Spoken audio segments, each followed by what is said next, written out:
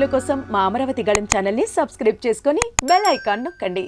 Macherla EVM ధ్వంసం ఘటనలో YCP MLA Pinnelli వ్యవహారంపై ఏపీ హైకోర్టు ఇచ్చిన మధ్యంతర ఉత్తర్వులపై సీనియర్ జర్నలిస్టు కందుల రమేష్ ఎలా స్పందించారో చూద్దాం. అందరికీ శుభోదయం. అనుకున్నట్టుగానే మాచర్ల అభ్యర్థి పిన్నెల్లి రామకృష్ణారెడ్డి గారికి ఆంధ్రప్రదేశ్ హైకోర్టు ముందస్తు బెయిల్ ఇచ్చింది, యాంటిసిపేటరీ బెయిల్ ఇచ్చింది. హైకోర్టు వారు ఏ రకమైన మెసేజ్ ఇస్తున్నారు?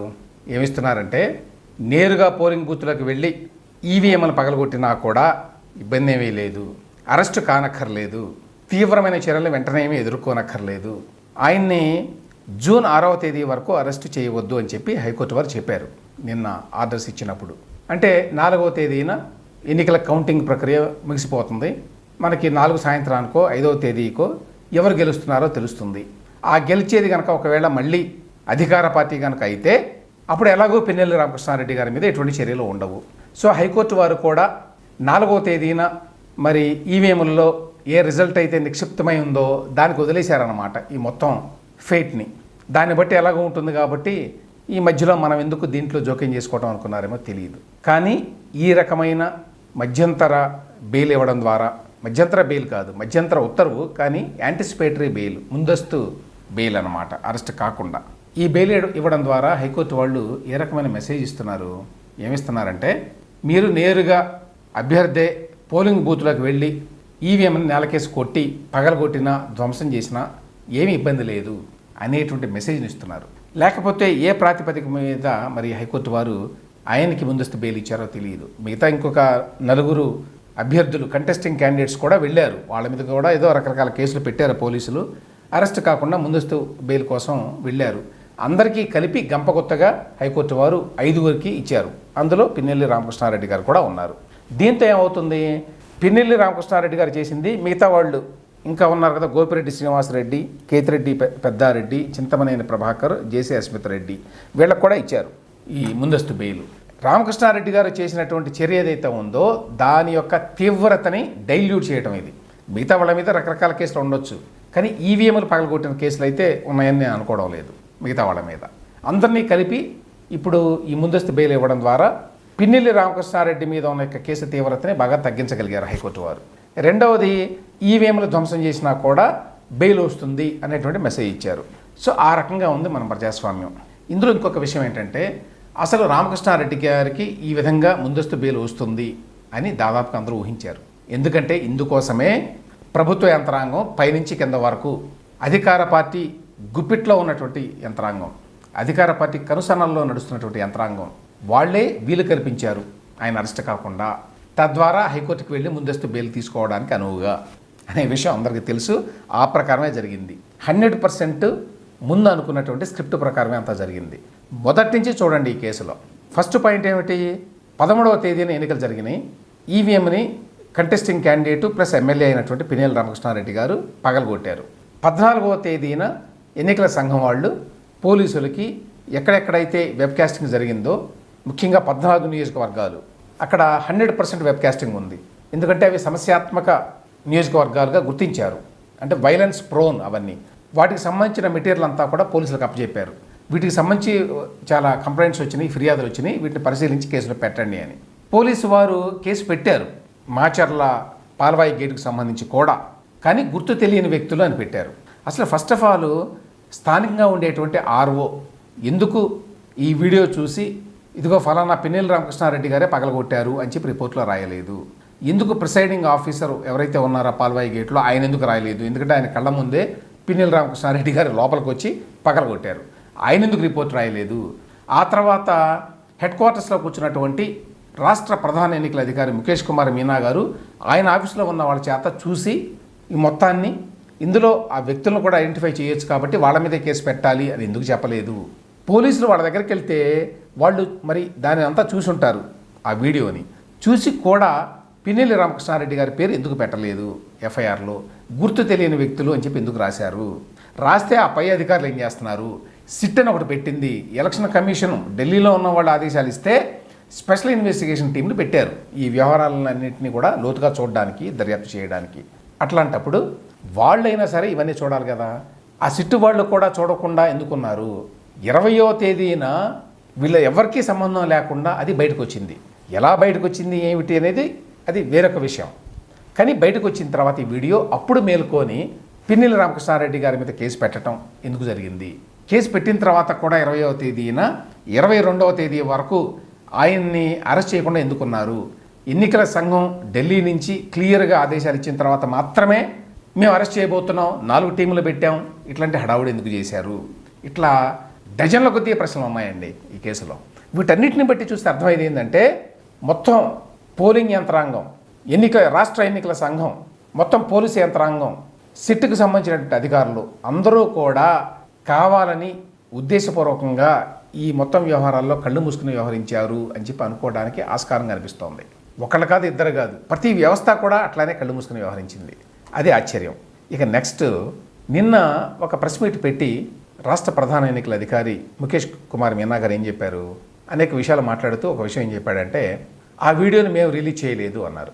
ఈ లోపల సాక్షి పత్రికలో లేక వైఎస్ఆర్సీపీ నాయకులంతా ప్రెస్ మీట్లు పెట్టి ఇది లోకేష్ ట్విట్టర్ అకౌంట్లో వచ్చింది ఈ వీడియో, దాని బేసిస్ మీద కేసు ఎట్లా పెడతారు, ఇది అసలు ఒరిజినల్ కాదు, అసలు ఎన్నికల సంఘమే చెప్పింది, మాకు తెలియదు ఎట్లా వచ్చిందో అని, అంటే ఎన్నికల కమిషన్ మాకు సంబంధం లేదు ఈ వీడియోతో అని చెప్పింది అని చెప్పి అంబటి రాంబాబు గారు ఒక ట్వీట్ కూడా చేశారు. ఇక్కడ ప్రశ్న ఏమిటంటే, ఒకవేళ అదే నిజమైన వీడియో కాకుండా ఫేక్ వీడియో కనుక అయి ఉంటే అక్కడ లోకేష్ గారి మీదనో లేకపోతే మిగతా వాళ్ళ మీదనో కేసులు పెట్టాలి కదా. అది నిజంగా ఫేక్ వీడియో అయితే ఇదే ఫేక్ వీడియో మీద బేస్ అయ్యి జాతీయ స్థాయిలో మీడియా కూడా అన్ని చోట్ల ఈ వార్త వచ్చింది, వాళ్ళందరి మీద కేసులు పెట్టాలి కదా. ఇదే వీడియో మీద ఆధారపడి ఎన్నికల సంఘం కూడా ఆదేశించింది, వెంటనే అరెస్ట్ చేయండి పిన్నెల్లి రామకృష్ణారెడ్డి గారిని అని. మరి ఎన్నికల సంఘం కూడా వెనక్కి తీసుకోవాలి కదా వాళ్ళ ఆర్డర్ని.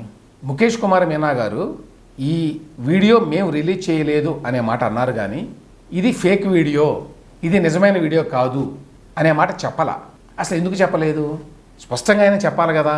ఇది మేము రిలీజ్ చేయలేని మాట వాస్తవం, కానీ అందులో ఉన్నటువంటి కంటెంట్ ఏదైతే ఉందో ఆ వీడియోలో అది వాస్తవం, 100% వాస్తవం అనే మాట ఎందుకు చెప్పలేదు? ఎందుకని ముఖేష్ కుమార్ మీనా గారు కూడా ఈ విధంగా డబుల్ గేమ్ ఆడుతున్నారు?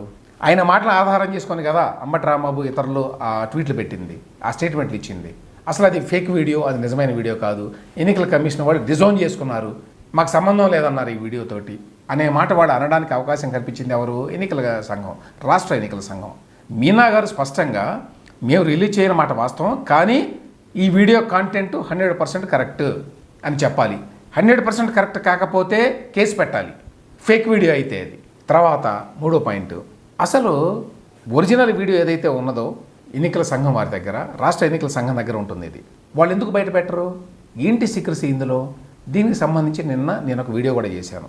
ఎందుకు వెబ్కాస్టింగ్ ఏదైతే ఫుటేజ్ ఉందో ఆ ఫుటేజ్ని ఎందుకు పబ్లిక్ డొమైన్లో పెట్టరు, ప్రజలకు అందుబాటులో ఎందుకు పెట్టరు? అదేమన్నా సీక్రసీ? ఎందుకు గోప్యత పాటించాలి? అది ఎవరి సొత్తు? ప్రజల సొత్తే కదా. అది ఎందుకు పెట్టారు? ఎటువంటి అవకతవకలు జరగకుండా, జరిగితే వాటిని రికార్డ్ చేసి వాటిని శిక్షించడానికి కదా పెట్టారు. అప్పుడు దాన్ని పబ్లిక్ డొమైన్లో పెడితే ఇప్పుడు ఎట్లయితే సుప్రీంకోర్టులో, హైకోర్టులో మనం వాదనలన్నీ చూడగలుగుతున్నామో ఇంటర్నెట్లో, అదేవిధంగా వెబ్కాస్టింగ్ జరిగేటప్పుడే రాష్ట్రంలో ఉన్న ఓటర్లందరూ, ప్రజలందరూ, ఎవరికి ఇంట్రెస్ట్ ఉంటే, ఏ నియోజకవర్గం మీద ఇంట్రెస్ట్ ఉంటే ఆ నియోజకవర్గం, ఏ పోలింగ్ బూత్ మీద ఇంట్రెస్ట్ ఉంటే ఆ పోలింగ్ బూత్, ఎట్లా జరుగుతోంది పోలింగ్ ప్రక్రియ అనేది చూసేటువంటి అవకాశం కల్పించడానికి వచ్చిన ఇబ్బందులు ఏమిటి అనేది ప్రశ్న. ఇప్పటికీ ఎందుకు సీక్రెట్గా ఉంచుతారు దాన్ని, ఆ వీడియోని? ఇప్పటికీ మీరు 9 పోలింగ్ బూతుల్లో ఈవీఎంలు ధ్వంసం చేశారు అని చెప్తున్నారు రాష్ట్ర ఎన్నికల సంఘం వారు. అందులో 7 మాచర్లోనే ఉన్నాయి. ఎందుకని మీరు ఈ 9 పోలింగ్ బూతుల్లో జరిగిన విధ్వంసాన్ని, ఈవీఎంలను పగలగొట్టడాన్ని, ఆ వీడియోలని, ఆ వెబ్కాస్టింగ్ని బయటకు రిలీజ్ చేయరు? ఎవరు బాధ్యులైతే వాళ్ళు, టీడీపీ వాళ్ళు బాధ్యులైతే టీడీపీ, వైసీపీ వాళ్ళు బాధ్యులైతే వైసీపీ వాళ్ళు, ఎవరో తెలుస్తుంది ప్రజలకి. ఎందుకు ఈ దొంగాటకం ఆడుతున్నారు తెలియదు. మొత్తంగా రాష్ట్ర ఎన్నికల సంఘం తీరుతెన్నులు కూడా చాలా అనుమానాస్పదంగా ఉన్నాయి. అంటే అనుమానాలు కలిగించే విధంగా ఉన్నాయని ఎందుకంటున్నానంటే, మొదటి నుంచి కూడా మీనా గారు అధికార పార్టీకి నొప్పి కలగకుండా వ్యవహరిస్తున్నారు. ఎందువలనో తెలియదు. అభిమానంతో వ్యవహరిస్తున్నారా, పక్షపాతంతో వ్యవహరిస్తున్నారా, భయపడి వ్యవహరిస్తున్నారా అనే విషయం తెలియదు. కానీ అధికార పార్టీకి వ్యతిరేకంగా ఎటువంటి కార్యకలాపాలు చేయకుండా ఆయన జాగ్రత్తలు పడుతున్నారు. ఆయన పంపించే రిపోర్ట్లు కూడా చాలా సేఫ్ రిపోర్ట్లు పంపిస్తున్నారు ఢిల్లీకి. ఈ విషయమే తీసుకోండి, ఎన్నికల సంఘం ఢిల్లీలో కూర్చున్న వాళ్ళు, ఎన్డీటీవీ, మిగతా జాతీయ మీడియాలో ఈ ఈవీఎం ధ్వంసం వీడియో వచ్చిన తర్వాత వాళ్ళు ఆదేశాలు ఇస్తేనే అరెస్ట్కి ఆయన ఆదేశించాడు. డీజీపీకి అప్పుడు ఆయన లెటర్ రాశాడు చర్యలు తీసుకోండి అని. మరి అప్పటి వరకు మీనా గారు ఎందుకు పట్టించుకోలేదు దాన్ని? ఎందుకు బయట పెట్టలేదు? 14వ తేదీనే బయట పెట్టాలి కదా, 14వ తేదీని ఆదేశించాలి కదా అరెస్ట్ చేయమని. ఎందుకు చేయలేదు? చాలా వ్యవహారాల్లో రాష్ట్ర ఎన్నికల సంఘం తీరుతెన్నులు ఏమాత్రం కూడా నిష్పక్షపాతంగా వ్యవహరించినట్టుగా కనిపించటం వల్ల కారణాలు ఏమిటో తెలియదు మొదటి నుంచి కూడా. దీనివల్ల ఎన్నికలన్నీ సక్రమంగా జరిగినాయి, ఎక్కడా కూడా రీపోలింగ్ అవసరం లేదు అనే మాటలు మాట్లాడుతున్నాడు ఆయన. కానీ ఇప్పుడు చూస్తే మేబీ చాలా చోట్ల ఎస్పెషల్లీ రాయలసీమలో, పల్నాడులో ఇదే విధంగా ఈవీఎంలను పగలగొట్టడమే కావచ్చు, లేకపోతే అక్కడ అందరిని బెదిరించి ఓట్లని వాళ్ళు రిగ్గింగ్ చేసుకొని ఉండొచ్చు అనేటువంటి అనుమానాలు కలుగుతున్నాయి. అసలు ఎన్నికలు సక్రమంగా జరిగినాయా లేదా అనేటువంటి అనుమానాలు వస్తున్నాయి. ఇప్పుడు మాచర్లలో పాల్వాయి గేట్ పోలింగ్ బూత్లో ఈవీఎం పగలగొట్టాడు ఎమ్మెల్యే క్యాండిడేట్గా ఉన్నటువంటి పిన్నెల్లి రామకృష్ణారెడ్డి గారు. హైకోర్టు వారు ఆయనకి ముందస్తు బెయిల్ ఇచ్చారు. దానికి అర్థం ఏంటి? ఇప్పుడు ఆ పోలింగ్ బూత్లో మళ్ళీ ఎన్నిక పెడతారా లేదా? ఆ పోలింగ్ బూత్లో ఓటు వేయవలసినటువంటి ఎంతమంది ఉన్నారో తెలియదు, 1000 మంది అనుకోండి, అప్రాక్సిమేట్లీ 1000 మంది ఉంటారు ఒక్కొక్క పోలింగ్ బూత్లో. ఆ 1000 మంది వాళ్ళ యొక్క ఓటు హక్కు సంగతి ఏమిటి? ఏమైనట్టు అక్కడ తెలియదు. హైకోర్టు వారు ఆ విషయాలు పరిగణలోకి తీసుకున్నారా? ఈ హైకోర్టులో అవతల వైపు ఎవరున్నారండి? పీపీ ఉన్నారు. గవర్నమెంట్ తరఫున ఉండేటువంటి పబ్లిక్ ప్రాసిక్యూటర్ ఉన్నాడు, నాగిరెడ్డి గారు అట ఆయన పేరు. ఆయన గవర్నమెంట్ తరఫు లాయరు. ఆయన పిన్నెల్లి రామకృష్ణారెడ్డి గారికి వ్యతిరేకంగా మాట్లాడతాడా? మాట్లాడరు. అంటే డైల్యూట్ చేయడానికి ప్రయత్నిస్తారు. ఆయనవి గట్టిగా ఆయన రామకృష్ణారెడ్డి గారు పగలగొట్టాడు ఈవీఎం కాబట్టి ఆయనకి బెయిల్ ఇవ్వద్దు, ముందస్తు బెయిల్ మీరు నిరాకరించండి అనే మాట ఎక్కడ అనలేదు, అనేటువంటి అవకాశం కూడా లేదు. కాబట్టి హైకోర్టు ఈసీని అడగాల్సిన అవసరం లేదా ఎన్నికల సంఘం వాళ్ళని? అసలు ఈవీఎం పగలగొట్టాడు అనేటువంటి ఆరోపణ ఉంది ఈ ఎమ్మెల్యే మీద. మిగతా వాళ్ళ మీద ఉండే ఆరోపణలు వేరండి. ఆ గోపిరెడ్డి శ్రీనివాసరెడ్డి, పెద్దిరెడ్డి, అస్మిత్ రెడ్డి, చింతమనేని ప్రభాకర్ వాళ్ళ మీద ఉన్న ఆరోపణలు వేరు. ఈయన మీద ఈవీఎం ధ్వంసం ఆరోపణ ఉంది. అది నిజమా కాదా అనే దాని యొక్క జోలికి వెళ్ళాలా, ప్రాథమికంగా అయినా కనుక్కోవాలి కదా, ఈసీని అడగాలి కదా, ఇది కరెక్టా కాదా, ఇది ఫేక్ వీడియోనా నిజమైన వీడియోనా అనే విషయాన్ని కనుక్కోవడానికి కూడా హైకోర్టు న్యాయమూర్తులు ఏమాత్రం ఆసక్తి చూపించాల. అంటే ఎన్నికల సందర్భంగా చేసేటువంటి సాధారణ అల్లర్లకి ఈవీఎంని ధ్వంసం చేయడానికి మధ్య ఎటువంటి తేడాని హైకోర్టు వారు చూపించలేదు అని దీన్ని బట్టి అర్థమవుతుంది మనకి. మొత్తం వ్యవస్థనంతా కూడా వైసీపీ గుప్పెట్లో పెట్టుకొని తమకు అనుకూలంగా ఏ విధంగా మార్చుకుంది అనేది ఈ డెవలప్మెంట్స్ అన్ని చూస్తే మనకు అర్థమవుతుంది. పోలింగ్ సిబ్బంది దగ్గర నుంచి, రాష్ట్ర ఎన్నికల సంఘం దగ్గర నుంచి, పోలీసుల దగ్గర నుంచి, స్పెషల్ ఇన్వెస్టిగేషన్ టీముల దగ్గర నుంచి ప్రభుత్వంలో ఉన్నటువంటి అన్ని వ్యవస్థలనే కూడా వైసీపీ గుప్పెట్లో పెట్టుకుంది.